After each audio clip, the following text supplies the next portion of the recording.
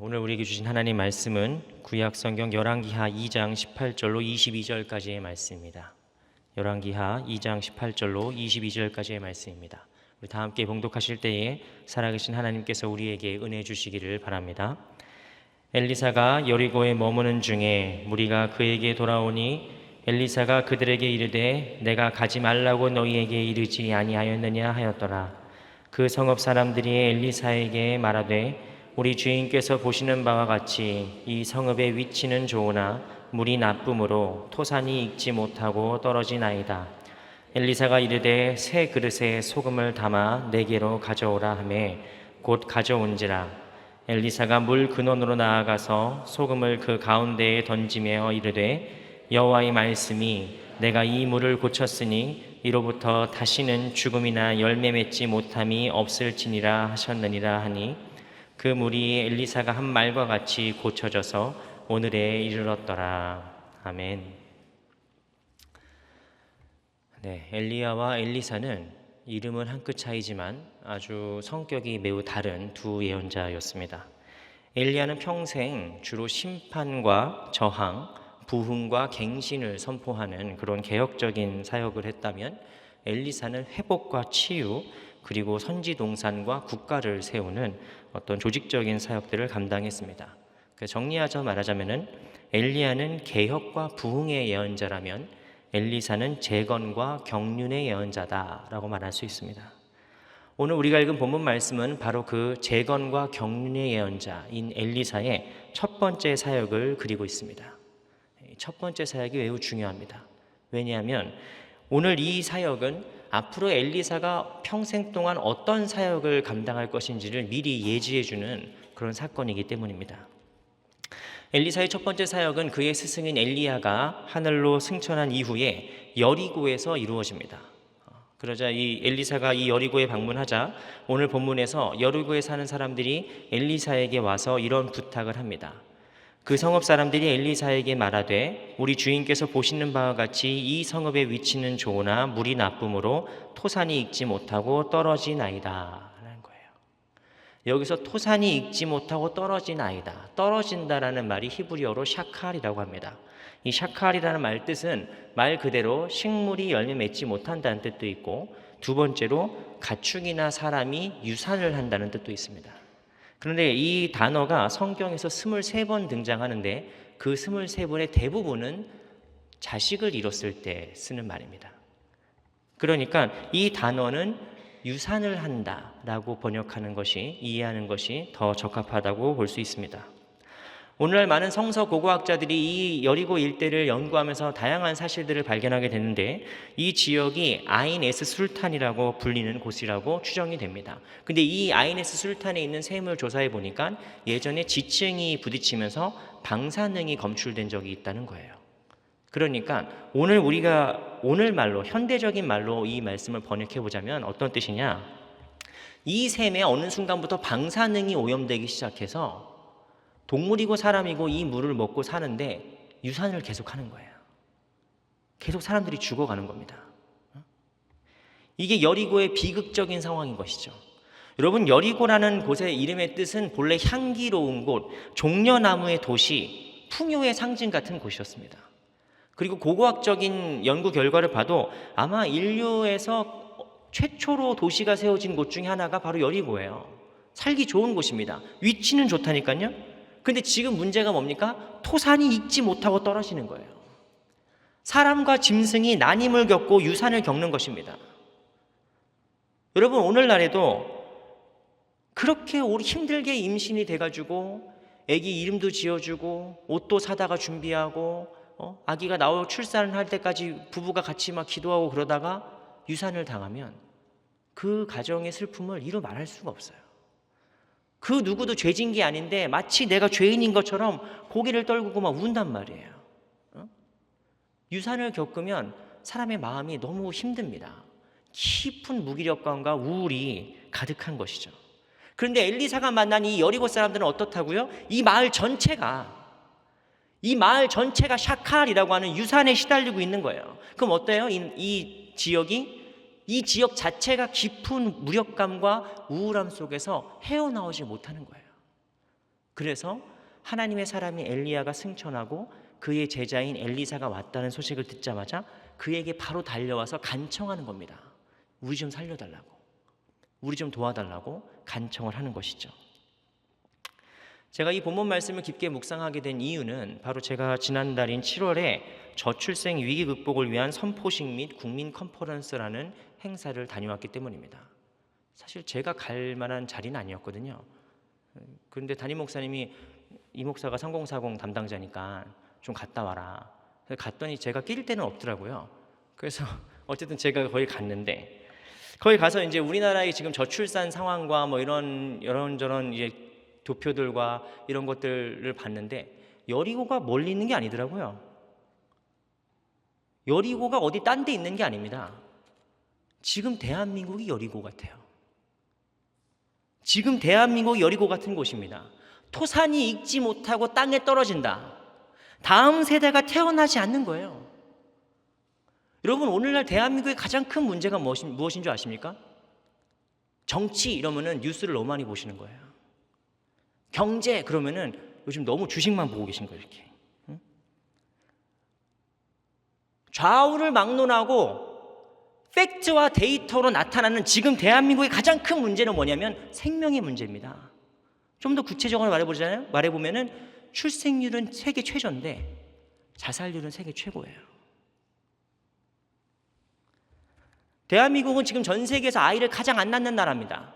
1970년도에 태어난 아이들이 100만 명이었어요. 근데 2010년도에는 47만 명이 됩니다. 절반 밑으로 떨어졌어요. 이때도 난리 났다고 했어요. 이때도 난리 났다고 했는데 작년이 2023년에 우리나라에 23만 명이 태어났습니다. 지금 전쟁을 겪고 있는 우크라이나에 작년에 19만 명이 태어났대요. 그러니까 이거 뭐예요? 전쟁 중인 거예요. 지금 대한민국이 전쟁 중인 상황인 겁니다. 2020년도부터 우리나라의 사망자 수가 출생자 수를 앞지르기 시작했어요. 그게 뭔 뜻입니까? 자연 감소하는 겁니다. 인구가 그냥 자연적으로 감소되는 거예요. 근데 더 큰 문제는 무엇이냐? 자살률은 또 세계 최고예요. 자살률은 2022년에 대한민국의 자살자가 12,900명입니다. 12,900명. 이건 하루에 평균 35명이 한 달 합치면은 1,000명이 넘는 사람들이 스스로 생을 마감하는 겁니다. 이거는 지금 우리 다 울어야 돼요.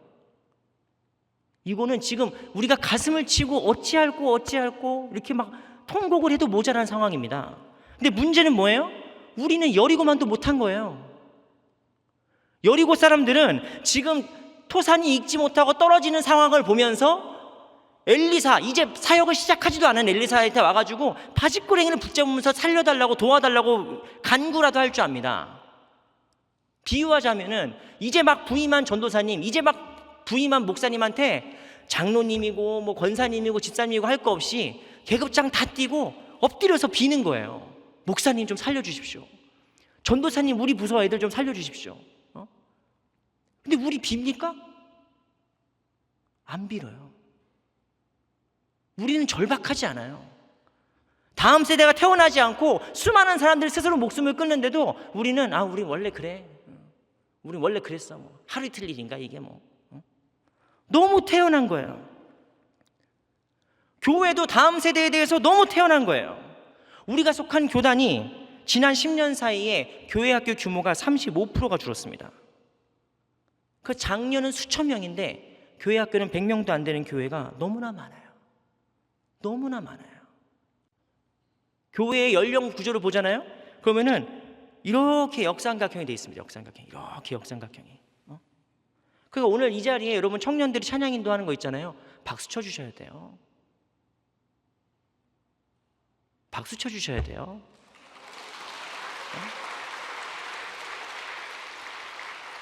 얼마나 귀한 겁니까?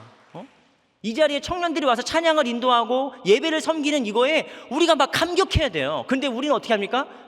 우리 땐 더 했어. 야, 우리 땐 더 했다.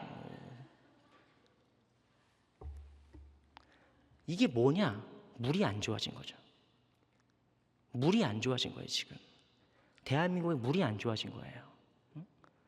여러분 어디 뭐 나이트나 이런 클럽 같은 데 가면은 손님들이 들어올 때 뭐라고 하고 얘기하고 들어오죠? 여기 오늘 물 좋아요? 장로님 알아듣시나 봐요? 저는 무슨 말인지 모르겠어요. 오늘 여기 물 좋아요? 물 좋다고 하면 들어가는 거죠. 물이 뭐예요? 물이 이 물이 아니라, 이 마시는 물이 아니라 분위기죠. 분위기. 이 분위기가 국가 단위로 올라가면 뭐가 됩니까? 문화라고 합니다. 문화. 지금 대한민국의 물이 썩었어요. 지금 대한민국의 분위기가 썩었다고요. 죽음의 문화입니다. 왜 그러느냐? 작년에 통계청에서 대한민국 국민 삶의 질이라는 보고서를 발표했습니다. 그러니까 전 세계 국민들의 행복도 조사를 한 거예요. 그 보고서에서 OECD 국가 38개국 중에 2022년 대한민국이 몇 등 했을까요? 38국가 중에 38개 국가 중에서 대한민국 몇 등 했을까요? 36등 했습니다. 36등. 저기서 막 나이스! 2개 국가를 이겼어! 근데 그 2개 국가가 뭐냐? 50년 동안 내전을 벌이고 있는 콜롬비아고, 그때 당시에 지진이 난 튀르키예요. 그럼 대한민국은 지금 어떤 나라예요? 국민들이 세상에서 제일 불행한 나라예요. 국민들 스스로 느끼기에 우리는 불행해, 우린 지금 헬조선이야 라고 생각하는 나라예요. 물이 썩었다니까요. 왜 이렇게 됐냐? 수많은 이야기를 나눌 수 있겠지만 오늘은 딱 한 가지만 얘기합시다. 우리가 지금 오염되어 있는 거예요. 마치 여리고의 셈이 방사능에 오염된 것처럼 대한민국의 지금 문화가 오염되어 있단 말이에요. 뭐에 오염됐느냐? 돈에 오염됐습니다. 돈에 오염됐어요. 돈 나쁘다는 거 아닙니다. 배금주의에 오염된 거예요. 배금주의에. 황금 만능주의에 오염되어 있어요. 많이들 아신 내용이겠지만 2021년도에 세계적인 리서치인 퓨 리서치 센터에서 전 세계 17개국의 선진국들에 사는 19,000명의 시민들에게 물어봤습니다. 당신의 인생에서 가장 중요한 것이 무엇인가요? 라고 물어봤어요. 압도적으로 가족이라고 뽑습니다. 압도적으로.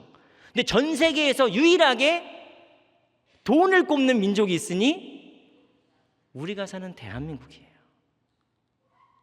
놀라운 사실은 30, 40대, 50대에 돈이 제일 많이 필요한 사람들만 그걸 꼽는 게 아니라 10대 이하 애들도 돈을 뽑아요. 얘들아, 인생에서 제일 중요한 게 뭐니? 돈! 이런단 말이에요. 애부터 어른까지 돈에 미친 나라예요. 그럼 우리가 진짜 돈이 없냐? 돈이 없어가지고 우리가 돈에 미쳐있냐? 여러분, 우리는 지금 우리 한반도 역사상 가장 풍요로운 시대를 살고 있습니다. 지금 전 세계에 수많은 사람들이 쓰는 스마트폰, 전 세계에 사는 사람들이 타는 자동차, 전 세계 사람들이 한국 가전제품을 최고라고 여겨요. 한국이 만든 드라마를 봅니다. 한국이 만든 음악을 들어요. 전 세계에서 지금같이 대한민국이 위상이 높고 잘 사는 때가 없었어요. 그런데 우리는 돈에 미쳐 있어요. 그리고 스스로 불행하다고 여깁니다. 그래서 아이를 낳지 않고 스스로 생을 포기하는, 토산이 익지 못하고 떨어지는 일들이 수룩한 거예요. 비일비재한 겁니다. 여러분, 지금 우리는 이런 현실에 우리의 가슴을 치고 기도해야 됩니다. 이 죽음의 문화가 가득한 대한민국을 놓고 우리가 가슴을 치고 하나님 앞에 나와야 돼요. 그럼 여리고 사람들이 어떻게 했는지 봐야 되겠죠. 여리고 사람들이 하나님께 나와서 기도를 합니다. 어떻게 했느냐? 엘리사가 그 이야기를 듣고 그의 첫 번째 사역을 시작하는 거죠. 엘리사의 첫 번째 사역은 무엇이냐?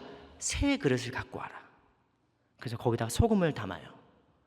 그런 다음에 그 소금을 물의 근원에 가져가서 20일 뿌린 다음에 21절에서 이렇게 선언포합니다. 우리 함께 봉독하겠습니다. 21절 말씀 시작.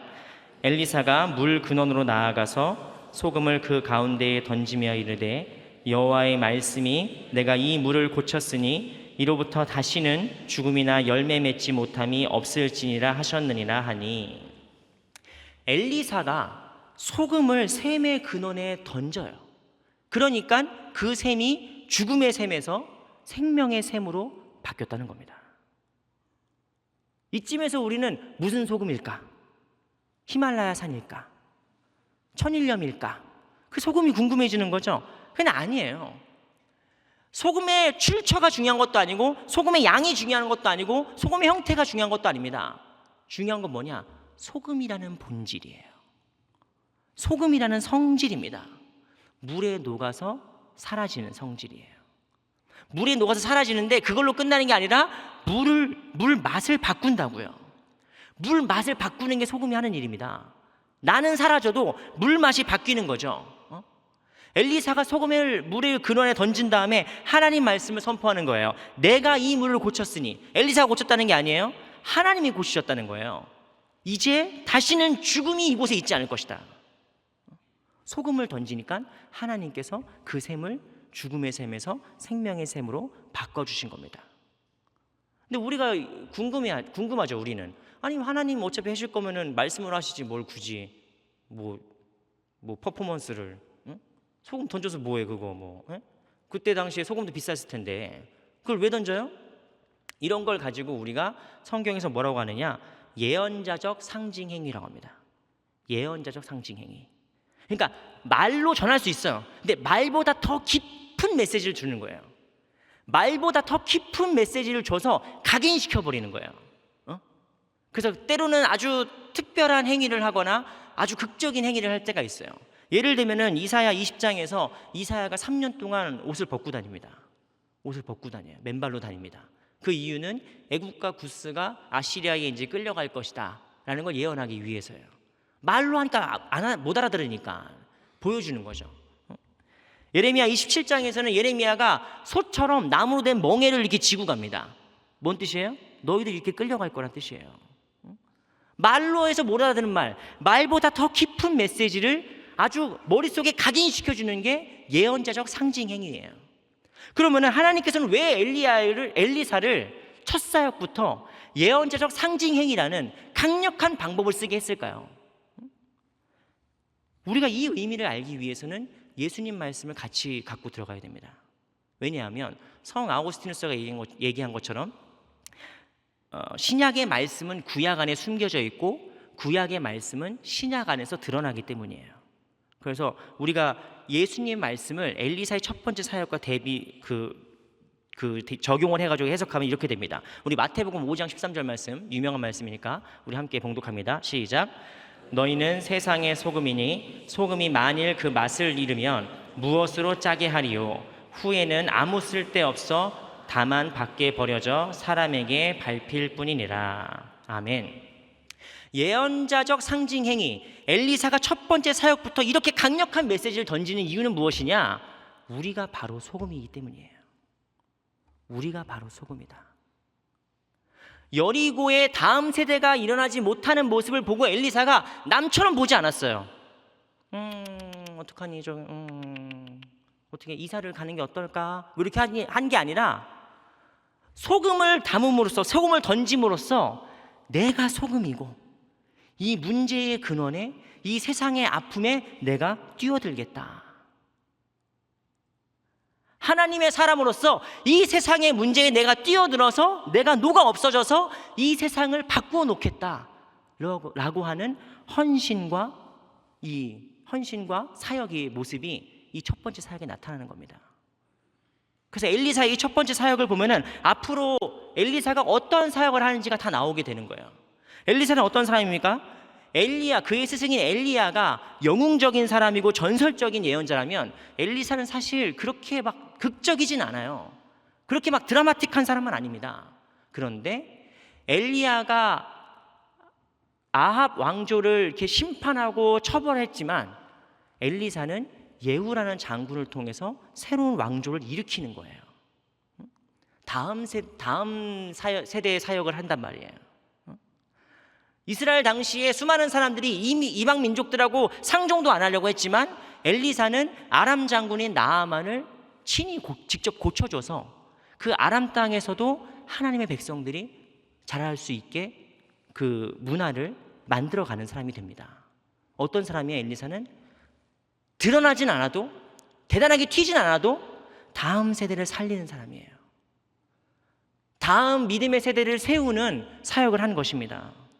그게 언제부터 일어났느냐? 그가 자신을 소금과 동일시해서 그 소금을 물의 근원에 던질 때 일어나는 것이죠.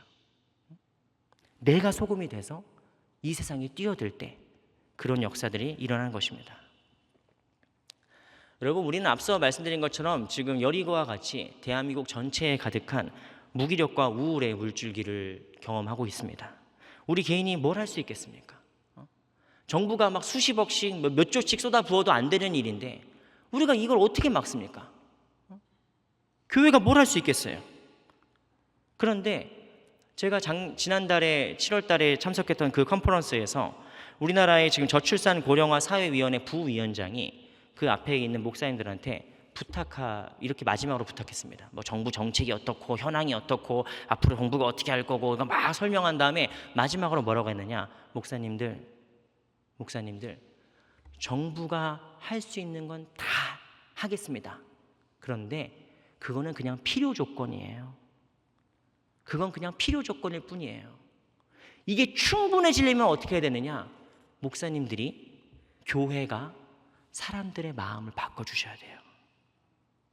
사람들의 생각을 바꿔주셔야 돼요. 생명이 소중하다는 걸 교회에서 얘기해 주셔야 돼요. 어디도 못합니다. 교회만이 할 수 있습니다.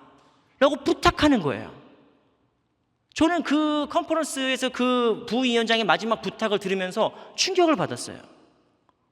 교회가 지금 돈이 있냐, 뭐가 있냐, 저 여의도 순복음교회는 그 애 태어나는데 이렇게 막 돈 주잖아요. 거기는 출산 장려금을 준단 말이에요. 지금까지 10년 넘게 줬는데 한 56억을 줬대요. 그걸로 나간 돈이. 우리 56억 지출하자고 하면 여러분 찬성하시는 분 계십니까? 찬성 뭐 어렵죠. 우리가 뭐 돈이 있습니까? 뭐가 있습니까? 뭐 인프라가 있습니까? 뭐가 있습니까? 우리는 못해. 아이, 그거 안 돼. 아이, 정부도 못하는 거 우리가 어떻게 해? 기업도 못하는 거 우리가 어떻게 해? 그렇게만 생각하고 있었는데 부위원장이 나와서 하는 말이 뭐예요? 목사님들 교회밖에 없습니다. 사람들의 생각을 바꿔줄 거는 교회밖에 없습니다. 라고 부탁하는 거예요. 그때 제게 떠올랐던 명언이 하나 있었는데 그거는 바로 간디가 한 말입니다. 마하트마 간디는 그리스도인이 아니었어요. 근데 그 그리스도인이 아니었던 간디가 영국의 그리스도인들에게 했던 얘기가 있습니다. 이런 말을 했어요. 그리스도인인 여러분은 충분히 파괴력이 있는 책을 갖고 있습니다. 이 책의 메시지는 세상을 뒤집어 놓을 수도 있고 전쟁을 종식시킬 수도 있고 이 세상에 평화를 가져다 줄 수 있습니다. 그런데 그걸 여러분이 몰라요. 그리스도인들에겐 우리가 뭐가 있습니까? 예산이 있습니까? 뭐가 시설이 있습니까? 아무것도 없어요. 그런데 우리에게 뭐가 있어요? 복음의 생명력이 있단 말이에요. 복음의 생명력이 있습니다. 주님께서는 우리를 소금이라고 말씀하셨어요. 너희들이 소금이 되어서 그 물의 근원에 들어가서 그 문제의 근원에 들어가서 이 세상 속에 들어가서 뭐가 없어져라. 그럼 세상이 어떻게 된다? 맛있는 세상이 되는 거예요. 맛있는 세상이. 근데 교회가 녹으려고 안 해. 소금의 성을 쌓아요. 소금의 성을. 소금의 양을 늘려요. 주님께서는 소금의 양도 중요한 게 아니고 형태도 중요한 게 아니고 소금의 뭐가 중요합니까? 본질이 중요한 거예요. 그 본질은 뭐예요? 녹아 없어져서 이 세상을 변화시키는 거죠. 우리 소망교회 성도들이라면 이것이 몸에 체득돼 있어야 돼요. 우리 DNA에 박혀 있는 거예요. 그게 뭐예요? 익명의 헌신입니다. 익명의 헌신. 익명의 헌신은 단순히 이름 안 써냈다는 게 아니에요. 내가 사라지는 거예요. 내가 녹아 없어지는 겁니다. 그래서 뭐만? 오직 주님만 드러나시게. 오직 주님만 드러나시도록 두는 것이 바로 익명의 헌신이고 그것이 바로 소금이 되는 길입니다. 여러분, 소금은 음식의 맛을 변화시키는 거예요. Flavor Enhance라고 하죠. 음식에게 맛을 덧입히는 거예요. 싱거운 음식도, 싱거워서 못 먹겠는 국도 소금을 넣으면 먹게 되는 거예요. 가만두면 썩어버릴 김장김치도, 배추김치도 소금을 넣으면 썩지 않고 보존이 되는 거예요. 소금은 맛을 변화시키고 음식을 보존하고 유지시키고 정화시켜줍니다. 그게 다른 누구도 아니고 우리라는 거죠. 우리. 교회가 교회됨을 잘 간직만 해도 이 세상을 변화시킬 수 있는 거예요. 그거를 우리만 안 믿고 있어요. 여러분, 만약에 대한민국이 이렇게 망하고 이 세상이 이렇게 망하면 하나님께서 그 책임을 누구한테 물으실까요? 대통령들한테 물으실까요? 교회에 묻습니다. 교회에 물어요. 에스겔서 33장 6절 말씀에 이렇게 써 있습니다. 그러나 칼이 임함을 파수꾼이 보고도 나팔을 불지 아니하여 백성에게 경고하지 아니하므로 그 중에 한 사람이 그 임하는 칼에 제거당하면 그는 자기 죄악으로 말미암아 제거되려니와 그 죄는 내가 파수꾼의 손에서 찾으리라. 교회가 교회됨의 역할을 감당하지 않으면 주님께서 우리에게 책임을 묻습니다. 우리는 민족 중흥의 역사적 사명을 갖고 이 땅에 태어났지만 그리스도인은 하나님의 나라를 건설하는 영적 사명을 갖고 태어났어요. 근데 우리가 그 사명을 너무 쉽게 잊어버리는 거죠. 이렇게 얘기하면은 그래서 뭘 하라는 거예요? 뭘 더해? 뭘 더해? 더 할 거 없어요. 더 할 거 없어요. 우리가 잘하는 거 하면 됩니다. 그냥 우리가 잘하던 거 하면 됩니다. 지금 소금이 되자는 말은 새로운 의미를 주려는 게 아니에요. 자각시키는 거예요. 내가 소금이었는데, 우리가 소금이었는데, 우리가 가장 잘하는 거 뭐예요? 하나님 사랑하고 이웃 사랑하는 거예요. 우리가 가장 잘하는 거를 이 시대에 하면 돼요. 그럼 이 세상에 맛이 나기 시작합니다. 이 세상이 살맛 나는 세상으로 변화돼요. 수많은 젊은이들이 대한민국 살기 싫다, 못 살겠다 얘기하는데 교회 때문에, 그리스도인들 때문에 살맛이 나고, 예배에 오면은 힘이 나고, 교회에 오면은 위로가 되고, 밖에 나가면 돈 많은 사람들 대접받지만 교회에 오면은 하나님을 찾는 사람들을 소중히 여기고 한 생명을 소중히 여기는 그런 문화가, 생명의 물이 이곳에서부터 솟아나야 된다는 말이에요. 골로새서 4장 6절 말씀에서는 우리한테 이렇게 말씀하십니다. 너희 말을 항상 은혜 가운데서 소금으로 맛을 냄과 같이 하라. 가장 쉬운, 가장 우리가 지금 당장 할 수 있는 실천을 말씀드리겠습니다. 여러분, 말부터 바꾸세요. 우리 언어 습관부터 바꾸십시오. 어떻게 말하라고요? 골로새서 4장 6절 말씀이에요. 소금처럼 말해라. 맛있게 말하라고요. 입맛 떨어지게 말하지 말고, 맛있게 말하고, 저 사람이 살맛 나게 말하고, 저 사람이 기분 좋게 말하고, 들으면 행복하게 위로를 전해주고, 그게 우리가 할 일이에요. 그게 소금의 역할을 감당하는 겁니다. 사랑하는 소망교회 성도 여러분, 소금 한 알은 보이지도 않습니다. 보이지도 않아요. 그거 귀중한 줄도 모릅니다.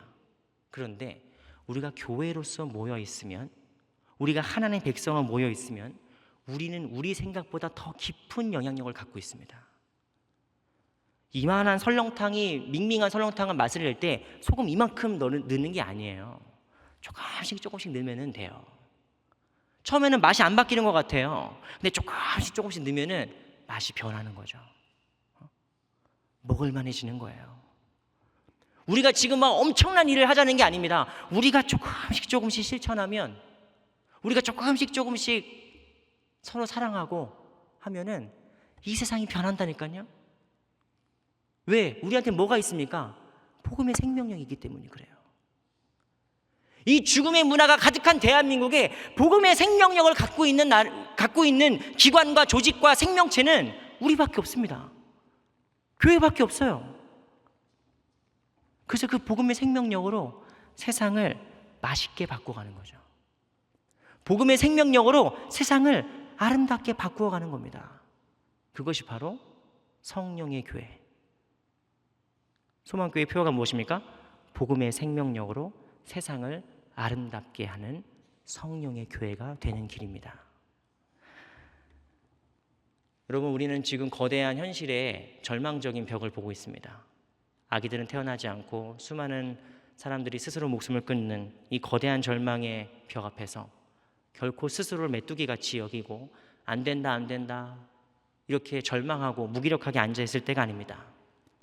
내가 소금인 것을 자각하고 각성하고 내가 할 수 있는 조금의 실천을 통하여서 이 세상을 정화시키고 보존하고 치유하며 살맛나게 만들어가는 것이 이 시대에 우리가 소금이 되어서 하나님의 역사를 이루는 길입니다. 이 일에 우리 소망교회가 앞장서고 쓰임받는 저희들 모두가 되었으면 좋겠습니다. 함께 기도하겠습니다. 우리를 이 땅의 소금으로 부르신 주님, 이 땅의 물이 죽음의 물로 뒤덮이고 있습니다.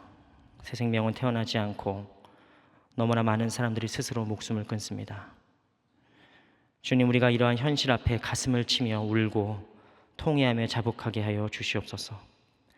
주님께서 우리를 소금으로 부르셨으니 우리가 마땅히 이 땅에서 소금이 되어 이 죽음의 문화가 가득한 세상에 생명의 역사를 이루게 하여 주시옵소서. 우리가 소금처럼 정화하고 보존하고 치유하며 복음의 생명력으로 세상을 아름답게 하고 살맛나게 하는 성령의 교회 다 되게 하여 주시옵소서. 예수 그리스도의 이름으로 기도드리옵나이다. 아멘.